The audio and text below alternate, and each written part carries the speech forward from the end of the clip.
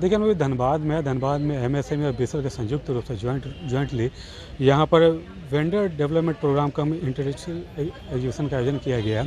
2 दिन का ये आयोजन था जिसमें कि काफ़ी सारे पीएसयूज़ वगैरह आए हुए हैं और साथ ही जैसे तस्वीरों में आप देख सकते हैं काफ़ी सारे एमएसएमई जो संस्थाएं उन्होंने अपना स्टॉल वगैरह लगाया हुआ है। तो हम जाएंगे एमएसएमई लगाए उनसे ही बात करेंगे, उन उद्यमियों से ही बात करेंगे कि ये जो 2 दिन का आयोजन किया गया है बीसीसीएल और एमएसएमई के द्वारा संयुक्त रूप से, इस आयोजन का कितना उनको फ़ायदा हुआ। साथ ही यहाँ पे जॉइंट डायरेक्टर एमएसएमई के इंद्रिश यादव जी वो भी आए हुए हैं, उनसे हम बात करेंगे कार्यक्रम के समापन के बाद कि 2 दिन का आयोजन जो बीसीसीएल एमएसएमई के द्वारा जो संयुक्त रूप से किया गया है कितना कारगर ये साबित हुआ है। नहीं, देखिए, आयोजन तो बहुत बढ़िया है और आयोजन जो करने का इनका उद्देश्य है वो भी बहुत अच्छा है।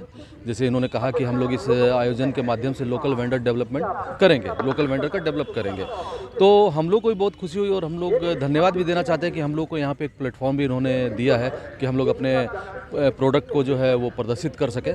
तो कुल मिला के बहुत अच्छा माहौल है, लेकिन थोड़ी निराशा भी है कि जिस तरह से एमएसएमई के माध्यम से बहुत सारी चीज़ों की सुविधाएं प्रदान होती है, लेकिन लोकल के लिए किसी भी प्रकार की कोई सुविधा नहीं है। जैसे आज हम लोग लोकल उद्यमी हैं या लोकल सप्लायर हैं, जो पहले बीसीसीएल को हम लोग जो है सामान देते थे दिन रात, कभी भी जब भी बीसीसीएल को आवश्यकता होती थी तो हम ही लोग जो है उनको सामान देते थे, तो बीसीसीएल अपना ब्रेकडाउन सही करता था और आज इस मुकाम पे यहाँ तक बीसीसीएल पहुँचा। लेकिन अब स्थिति यह है कि हम लोग को कोई नहीं पूछ रहा है। जेम पोर्टल के माध्यम से ये लोग जो खरीदारी कर रहे हैं उससे हम लोग सर्वाइव नहीं कर पा रहे हैं। तो हमारी इन लोगों से यही मांग है कि एमएसएमई की जो भी स्कीम है उसमें कम से कम 10-15% का लोकल से खरीदने का प्रावधान होना चाहिए, तभी लोकल वेंडर डेवलप हो पाएंगे, वरना कितने ही इतने आयोजन होंगे कुछ नहीं हो पाएगा। किस चीज़ का मैन्युफैक्चरिंग करते हैं आप लोग? जैसे हमारा एक लाइटिंग का मैन्युफैक्चरिंग का काम है और भी बहुत सारा तार वगैरह का है, तो बीसीसीएल को जो भी चाहिए है या और भी जो भी इनकी कंपनियां यहाँ पे आई है, सेल, गेल, बोकारो स्टील।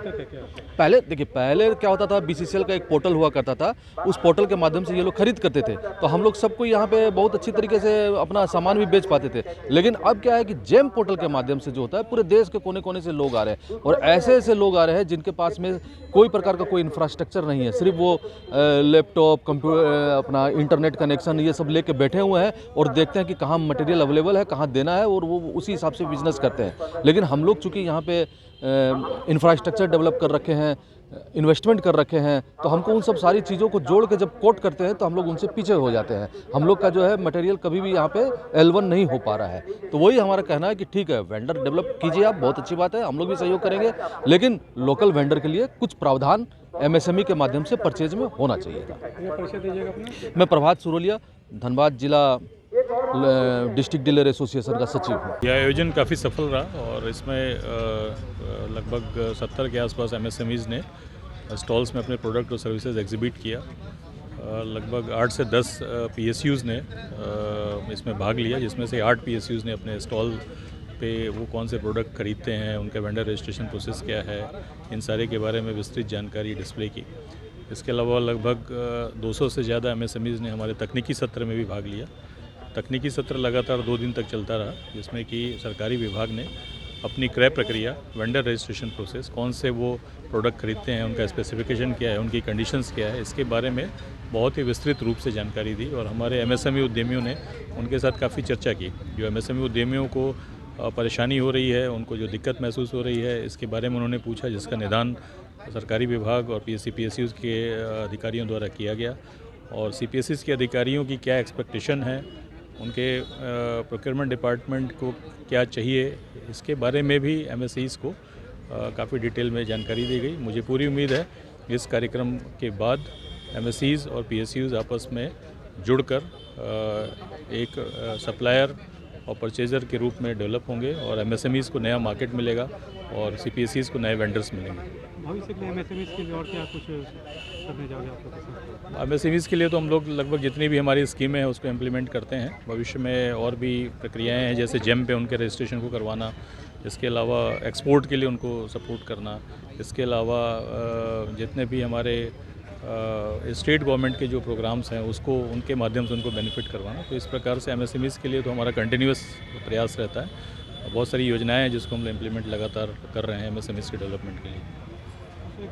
25% जैसा आप लोगों ने मैंडेटरी किया है पीएसयू वगैरह के लिए, कुछ लोकल जो एमएसएमईज़ हैं उनको ऐसा कहना है कि हम लोग पहले सप्लाई वगैरह करते थे, अभी जैसे जेम पोर्टल हुआ है सबसे ऑनलाइन जो ग्लोबल ट्रेंड है उसमें लोकल को उसमें प्राथमिकता नहीं मिल पा रही है।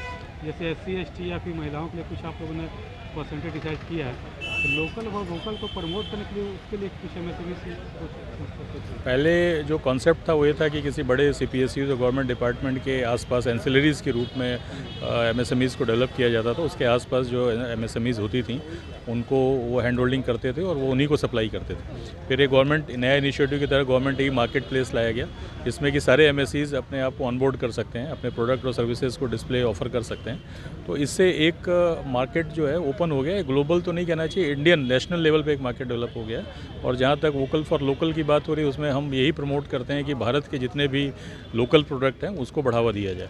तो अभी मान लीजिए कि कोई CPSEs के एंसिलरी के रूप में कोई डेवलप था और अगर वो जेम पोर्टल पे आ जाता है तो पहले वो केवल एक प्लांट को सप्लाई करता था, लेकिन अभी वो उसी के कई प्लांटों को कई लोकेशन पे यहीं से बैठे हुए सप्लाई कर सकता है। आप एक एग्जांपल लें कि जैसे सेल बोकारो में कोई यूनिट है तो पहले वो केवल बोकारो स्टील प्लांट को सप्लाई करती है, लेकिन अब वो सेल के 5 प्लांटों को भिलाई, राउरकेला, दुर्गापुर, इवन तमिलनाडु को भी सप्लाई कर सकती है, जिसके लिए कोई रेस्ट्रिक्शन नहीं है। तो जेम आने के बाद ऐसा लगता है टाइम बिंग कि लोकल वेंडर्स को ऐसा थोड़ा सा नुकसान हुआ है, लोकल सप्लाई नहीं हो पा रही है, लेकिन उनके लिए मार्केटिंग एवेन्यूज़ भी हुई हैं।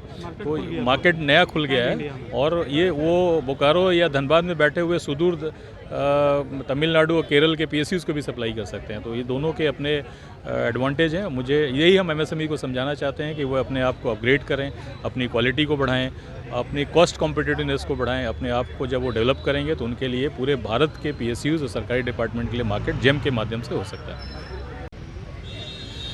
देखिए ना, धनबाद के नेहरू कॉम्प्लेक्स के ग्राउंड में थे, कोयला नगर में एक ग्राउंड है और यहाँ पर 2 दिवसीय आयोजन किया गया था MSME और BCSL के द्वारा संयुक्त रूप से वेंडर डेवलपमेंट प्रोग्राम और साथ ही इंडस्ट्रियल इंजेक्शन का, जिसमें काफ़ी सारे PSUs वगैरह आए थे, गवर्नमेंट सेक्टर की कंपनियाँ वगैरह आई थी और साथ ही जो MSME से रजिस्टर्ड संस्थाएं हैं वो भी यहाँ पे शिरकत की थी काफ़ी सख्त। तो 2 दिन का आयोजन था। जो आयोजन समाप्त हुआ, हमने इस दौरान कुछ स्टॉल वालों से ही बात किया कि उनको कितना फ़ायदा हुआ इस आयोजन का।